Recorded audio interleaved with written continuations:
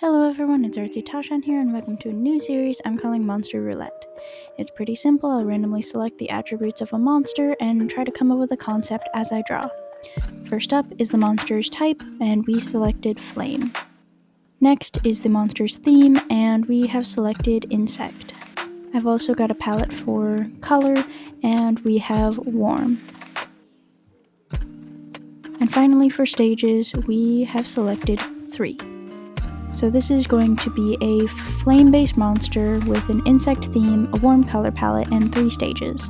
Let's jump right into the drawing. If you're confused as to what is going on and what this is for, don't worry, it's going to be confusing. This is a brand new series I'm starting on my channel since I am in the process of creating a Pokemon-inspired game that will both be a card game and a video game. However, I have been having trouble coming up with monster concepts, so I started with the wheels. I've also been procrastinating for far too long on getting back into content creation, so this is the best of both problems. Looking at the actual drawing though, I decided to add some fire to Firefly and took some inspiration from Ray in Princess and the Frog. That alone isn't really a concept, and looking at the drawing, I don't think anybody would recognize my inspiration of Ray, but if you really think about it, it might come to you. I don't know if I'm just having an artist brain right now. And looking at this second stage here, you can kind of see a heart shape on the back of this sort of beetle monster that I've been working on. That is because I decided to make them kind of inspired by Lovebug, and you can see that I'm adding notes as I'm drawing so that I can remind myself what I'm actually doing here, which ended up being really useful when I was trying to write the script. Among my challenges with this whole series idea is the fact that I have to try and come up with a whole monster concept while I am creating the monster, rather than coming up with the concept first and then drawing it. I would highly recommend people do it that way around instead of what I've done here. It was really fun though. So, in other words, do this if you want a challenge, do the other way if you want to maintain your sanity. When I was jumping into this drawing, I just had to go with the very first thing I thought of, which was just fire equals love and passion, insect, Lovebug. But I also really wanted to give it a whole firefly concept.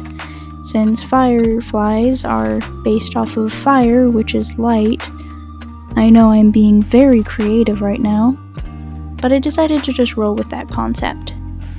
I decided that in its baby stage, it would be known as a fire starter monster. This is a shy little bug that uses its antennae to start fires for warmth, and to sometimes call for help from its older counterparts. The baby stage is very small and weak, which makes it an easy target for predators. In order to spook them, it will use the light on its rear end. However, at this stage, the light isn't very bright, and it usually fails to spook predators and ends up being prey. It's this sort of defense system that I thought would make the baby stage really not great at survival, and I figured that the older stage, or the stage 2 I think, of this monster would be the one to take care of the young ones, up until they reach the second stage. I'm getting my stages confused here, but I think you guys know what I mean. The final stage ends up taking care of the baby stage until it grows up to be the second stage. And speaking of the second stage, after the baby grows up, it's a bit bigger and tougher with a hard face, bigger wings, and a brighter light. And it can also set bigger fires. My inspiration from Ray really only shows up in this second stage, since I had the idea that this monster would be known as a love bug. It would sometimes be mistaken for a good luck charm because of the heart pattern on the back of its shell. Some cultures might believe that seeing this monster in the woods is a good omen that one will encounter their true love very soon. However, it would be more likely that this is just a hard-headed little guy looking for a snack. When this one does find a friend, either in a human or a monster, it does tend to stay close to it, keeping it warm and making sure it feels loved, which might mistake it even more for a love bug. But in the end, monsters are still animals, and I want these monsters to still feel like monsters, but still have some survival tendencies as well. At night, I think it would use the antennae as a small torch to lure smaller monsters close until it can strike.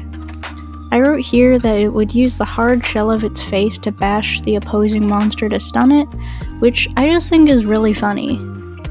I mean, imagine your only real attack mechanism is either setting things on fire or slamming into them with your face. It's like the toddler of the monster world. When it gets desperate, I think it could just use its fire to alight its prey and chase it down, since I think it would be pretty fast. It might be tanky, but that doesn't mean it can't be quick.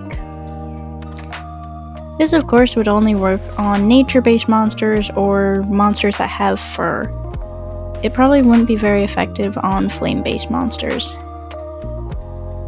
In this stage, it can also use its brighter light and reflective wings as a big flashlight to stun and confuse larger predators in order to escape without being harmed, which is something its smaller cousin was kind of lacking. In the third and final stage, I thought it could be cool if it was known as a false savior. All grown up, this monster is an adept hunter. However, it has really bad eyesight, possibly from bashing its face into things for a prolonged period of time. At night, this monster kind of just wanders through the woods, using its own light to navigate the darkness. Curious monsters and humans who draw too close might find their end if this monster is hungry, using its short little arms with sharp talons to hunt. However, some humans insist they survived the night because of this monster, while others disappeared from the forest without a trace. I think this monster might let humans or other monsters stay nearby, but this is really only when it doesn't need to eat. It chooses to conserve energy instead of expending extra energy to hunt for something it doesn't need. We're just about to the end of the video, so if you've made it this far, let me know what you think they should be named in the comment section down below. While you're at it, if you have any other ideas for monsters I should draw or things that I should add to the wheels, please leave a comment. I love to hear back from my viewers, and I read every single one. In the meantime, that's all I have for you today. Hope to see you next time. Bye for now.